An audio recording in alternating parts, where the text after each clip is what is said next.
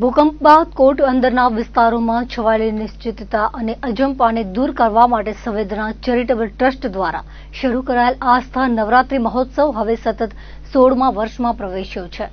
નાગર ચકલા ખાતે ખાસ કરીને મહિલાઓ અને બાલિકાઓને સમર્પિત આ આયોજને ભુજમાં એક અનોખી ઓળખ ઊભી કરી છે।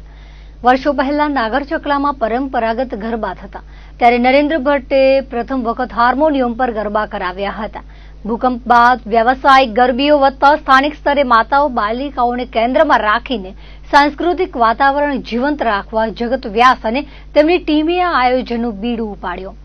મહોત્સવમાં દરરોજ 3 વિશેષ રાઉન્ડ યોજાય છે, જેમાં પ્રથમ બાલિકાઓ માટે, બીજો બહેનો માટે અને ત્રીજો માતા બહેનો માટેની ગરબા હરીફાઈ।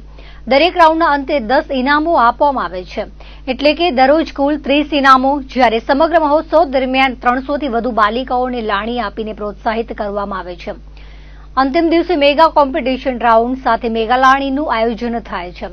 ચિલ્ડ્રન રાઉન્ડમાં ખાસ 13 ઇનામો તથા બેસ્ટ ડ્રેસ ટ્રોફી આપવામાં આવે છે। મહોત્સવનું ખાસ આકર્ષણ એ છે કે બેઠક વ્યવસ્થા માત્ર બહેનો, બાલિકાઓ અને માતાઓ માટે જ રાખવામાં આવે છે। પરિવાર સાથે આવતા પુરુષો માટે ચોકની બહાર બેઠકની અલગ વ્યવસ્થા કરવામાં આવે છે। આયોજક મંડળની ટીમે દરેક વ્યવસ્થામાં ખડે પગે રહી સેવા આપે છે।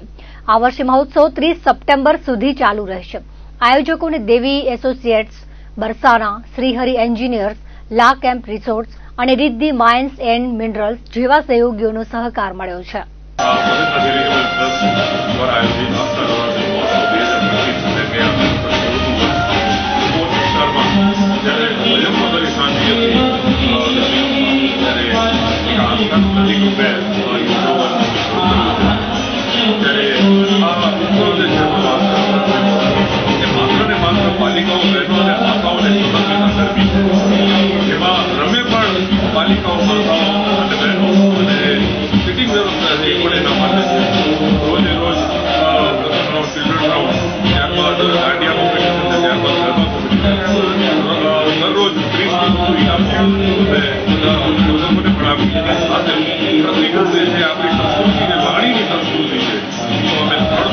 બાલિકાઓ અને બાળકોને દરરોજ અલગ અલગ